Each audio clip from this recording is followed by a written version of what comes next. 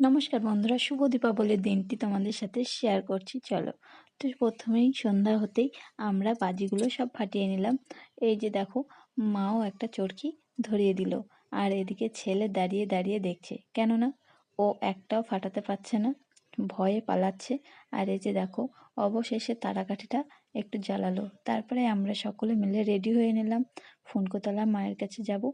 তো এই যে দেখো, আমরা সকলেই শাড়ি পরে একদম রেডি। আমার ছেলে তো আমাকে একদম সেজে গুজে জড়িয়ে ধরলো। তারপরে আমি চলে আসলাম শনি ঠাকুরের মন্দিরে। এবারে সেখান থেকে বেরিয়ে চলে গেলাম একদম ফনকোটালার মায়ের কাছে। এই যে দেখো, প্যান্ডেলটা কি সুন্দর করেছে, লাইটিংটা বেশ সুন্দর লাগছে। তারপরে আমার মা ছেলে প্রথমে হাঁটা ধরেছে, আর আমরা পিছে পিছে আসছি। আর এই যে দেখো, সামনের গেটটা খুব সুন্দর। তারপরে এই যে কত মানুষের ভিড় মায়ের কাছে, দেখতে পাচ্ছ সকল ভক্তরা দাঁড়িয়ে আছে। আর এই যে আমি মায়ের সামনে দাঁড়িয়ে কিছু ছবি তুলে নিলাম, কেননা মায়ের সামনে আমি যেতে পারবো না, আজকে কাল অছুত চলছে, সেই জন্য।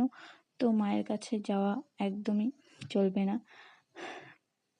কোথা থেকে কী হয়ে যায় বলা যায় না। তো এই যে দেখো, তারপরে আমি আর রিয়া মিলে কিছু ছবি তুলে নিলাম। তারপরে মেলার মধ্যে চলে আসলাম। আর এই যে দেখতেই পাচ্ছ, একদম কত মেলা বসেছে, আর এখানে কিছু দেখার সৌন্দর্য করে থুয়েছে। তো সেখান থেকে বেরিয়ে আসলাম দেখে। আর এই যে আমার ছেলে আইসক্রিম খাচ্ছে, সাথে অংশও ছিল। তারপরে আমরা মেলা ঘুরতে ঘুরতে মাঠের দিকে নামলাম, সেখানে খাবার দাবারের জায়গা থাকে। আর এই যে দেখো, সব খাবারের জায়গা আছে, ফুচকা স্টল থেকে শুরু করে এগরোল মোগলাই সব কিছু এই মেলাটাই, এই দিকটাই থাকে মাঠের দিকে। তো সেখান থেকে আমরা ফুচকা খেয়ে নিলাম। তারপরে রাস্তায় বেরিয়ে পড়েছিলাম চলে আসার জন্য।